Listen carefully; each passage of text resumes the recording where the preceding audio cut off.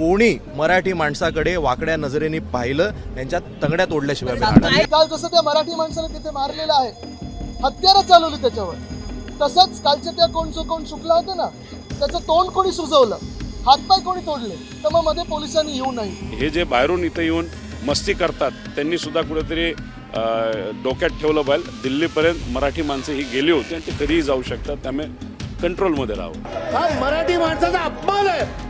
कोण आहे शुक्ला? आणि लाल दिव्याचे गाडीवरती लाल दिवा लावून फिरतात, कधी येतात कधीही जातात. आणि मराठी माणसाची गळचेपी या महाराष्ट्रात होते. अध्यक्ष महोदय, हे कोण आहे? त्या महाराष्ट्रामध्ये जर मराठी माणसावर कोणी अन्याय करत असेल आणि आता जी माहिती देण्यात आलेली ती ताबडतोब तपासून तो अधिकारी किती मोठ्या बापाचा असला तरी त्याची हायगाई केली जाणार नाही, त्याच्यावर कारवाई केली जाईल. त्यांनी मराठी माणसावर नक्कीच हल्ले केले, सुरू केलेले. ही त्यांची सुरुवात, हा त्यांचा अंत आहे. मराठी माणसावरचे हल्ले ही जी सुरुवात आहे त्यांची सत्तेच्या मस्तवालपणाच्या, भाजपच्या अंताची सुरुवात आहे. मुंबई आणि महाराष्ट्र हा मराठी माणसाचाच होता, मराठी माणसाचाच आहे आणि मराठी माणसाचाच राहील. कधी कधी काही नमुने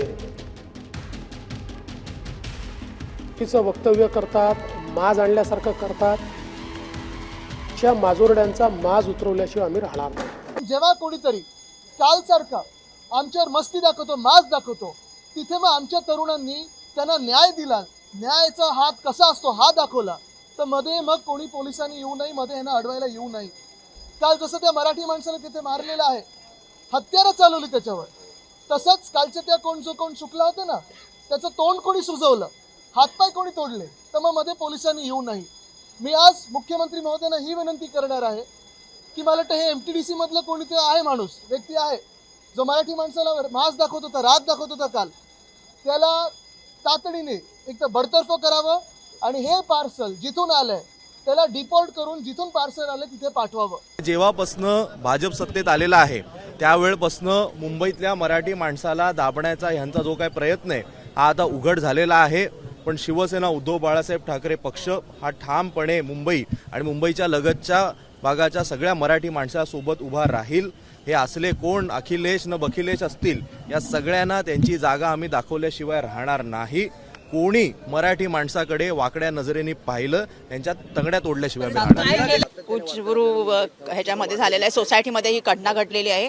आणि खूप आता काय चालू आहे राजा, मी तेच म्हणतो, इथे आता संविधान संपत आलेलं आहे आणि हुकुमशाहीचं राज्य चालू झालेलं आहे का? कारण मराठी माणसाला जर मुंबईत राहू शकत नाही, महाराष्ट्रात राहू शकत नाही, तर जायचं कुठे? आणि जर आम्हाला कायद्याचं संरक्षण पाहिजे, पोलिसांचं संरक्षण पाहिजे, ते सुद्धा आम्हाला मिळत नाही आता. आणि ह्यासाठीच आमचा लढा चालू आहे. आता तुम्ही परभणीची केस बघितली, बीडची बघितली, तर सगळीकडे हेच चालू आहे की तुम्ही कोणालाच हे देत नाही आहे, पोलिसांचं आम्हाला काही प्रोटेक्शनच नाही आहे. गृहमंत्री कुठे आहे? तिथे महाराष्ट्राचे गृहमंत्री आम्हाला दाखवा, म्हणजे आम्ही त्यांच्याकडे न्याय मागू. ते अजून तुम्ही ते निर्माण केले नाही, कोणी आलेले नाही आहे, झालेले नाही, फक्त नुसते तुमच्या हे होत आहेत, बैठका होत आहेत. बघूया पुढे. आम्ही संविधान वाचवण्यासाठी झगडतो आहोत. भविष्यात कोणावरती हल्ला करणार आमच्यावर, त्यांचे 100 बाप खाली उतरायला पाहिजे. मी असतो ना दिल्लीत एकटा, आमची सगळी सुरक्षा व्यवस्था काढून घेतलेली आहे. आम्ही जण भीक मागत बसलो नाही आम्हाला सुरक्षा द्या म्हणून. हिंमत असेल तर या अंगावर.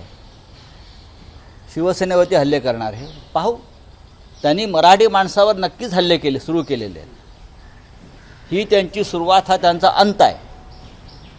मराठी माणसावरचे हल्ले ही जी सुरुवात आहे त्यांची सत्तेच्या मस्तवालपणाच्या, भाजपच्या अंताची सुरुवात आहे. इथं येऊन मराठी भाषेबद्दल आणि मराठी लोकांबद्दल तर जर काय बोलले तर कधी कधी सळसळतं रक्त थोडंसं, ते आम्हालाही चीड येते. पण कधीतरी संविधानिक पद्धतीने आपल्याला राहावं लागतं. सरकारने या बाबतीत कुठेतरी काळजी घ्यावी. आणि मला लोकांना आणि आपल्या कार्यकर्त्यांना सुद्धा सांगायचं आहे, मारामारी करून चालणार नाही. पण हे जे बाहेरून इथं येऊन मस्ती करतात त्यांनी सुद्धा कुठेतरी डोक्यात ठेवलं पाहिजे. दिल्लीपर्यंत मराठी माणसं ही गेली होती आणि ते कधीही जाऊ शकतात, त्यामुळे कंट्रोलमध्ये राहावं. आता माननीय मुख्यमंत्री फडणवीस साहेब, उपमुख्यमंत्री शिंदे साहेबांच्या बरोबर या बाबतीतली मी चर्चा करतो. परंतु महाराष्ट्रामध्ये कुठेही अशा पद्धतीनं मराठी भाषिक लोकांच्या वरती जर कोणी जाणीवपूर्वक अन्याय करत असेल तर नक्कीच माननीय मुख्यमंत्री महोदयांशी, उपमुख्यमंत्री महोदयांशी चर्चा करून संबंधित विभागाच्या वरिष्ठ पोलीस अधिकाऱ्यांना सर्व प्रकरणाची चौकशी करण्याचे आदेश दिले जातील. आणि याच्या चौकशीमध्ये जे कोणी दोषी आढळतील त्या दोषींवर निश्चितपणाने उचित कारवाई केली जाईल. हा मराठी माणसाचा अपमान आहे. कोण आहे शुक्ला? आणि लाल दिव्याचे गाडीवरती लाल दिवे लावून फिरतात, कधी येतात कधीही जातात. आणि मराठी माणसाची गळचेपी या महाराष्ट्रात होते. अध्यक्ष महोदय, हे कोण आहेत? हे तोती आहेत का? हे अधिकारी असतील. आणि मुख्यमंत्री कार्यालयातून फोन येईल. ठीक आहे. मुख्यमंत्री कार्यालयातून फोन येईल. पोलीस स्टेशनला तुमची केस घेतली जाणार नाही. एवढी दादागिरी असेल तर या महाराष्ट्रात मारलं सर्वांना. आणि त्याने बाहेरची लोक आणून सगळ्यांनी त्या मराठी माणसाला मारहाण केली. तो माणूस आज हॉस्पिटलमध्ये सिरियस आहे. या महाराष्ट्रामध्ये जर ही परिस्थिती मराठी माणसावर असेल तर महाराष्ट्रातील मराठी माणूस हे सहन करणार नाही. अध्यक्ष महोदय, सन्माननीय सदस्य सुनील प्रभू साहेबांनी एक महत्वाचा मुद्दा उपस्थित केलेला आहे. हा महाराष्ट्र शिवशाहू फुले आंबेडकरांचा महाराष्ट्र आहे. आणि या महाराष्ट्रामध्ये जर मराठी माणसावर कोणी अन्याय करत असेल आणि आता जी माहिती देण्यात आलेली ती ताबडतोब तपासून तो अधिकारी किती मोठ्या बापाचा असला तरी त्याची हायगाई केली जाणार नाही. त्याच्यावर कारवाई केली जाईल. आणि या कारवाईच्या माध्यमातून महाराष्ट्रातल्या प्रत्येक मराठी माणसाचा मान सन्मान या राज्यामध्ये हा निश्चितपणे ठेवला जाईल. अशाच पद्धतीनं प्रशासन वागेल याबद्दलची खात्री मी सभागृहाला देतो. आणि त्याच्यावर तत्परतेने कारवाई करण्याच्या बद्दलचे देखील त्या ठिकाणी आदेश दिले जातील. जो एक महत्त्वाचा मुद्दा उपस्थित केलेला आहे आणि माध्यमांमध्ये देखील हा मुद्दा चाललेला आहे. अखिलेश शुक्ला या व्यक्तीने आणि त्याच्या पत्नीने या ठिकाणी एक भांडण झालं आणि त्या भांडणामध्ये मराठी माणसाला अपमानित होईल अशा प्रकारचे उद्गार त्या ठिकाणी काढले, भांडण केलं, मारामारी केली आणि त्यातून एक संतापाची लाट सर्व लोकांमध्ये तयार झाली आहे. पहिल्यांदा तर मी या ठिकाणी सांगू इच्छितो की हा अखिलेश शुक्ला MTDCचा कर्मचारी आहे. त्याच्यावर FIR नोंद झालेला आहे. खडक पत्नीवरही, दोघांवरही आहे. त्याची कॉपी आहे माझ्याकडे. खडकपाडा पोलीस स्टेशनमध्ये दाखल करण्यात आलाय. त्याला तात्काळ निलंबित करण्याची कारवाई या ठिकाणी करण्यात येते आहे आणि पुढील कारवाई पोलीस करतील. मुळात कोणाच्याही मनामध्ये शंका असण्याचं कारण नाही.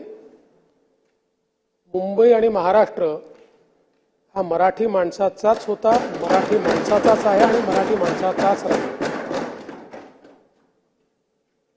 कधी कधी काही नमुने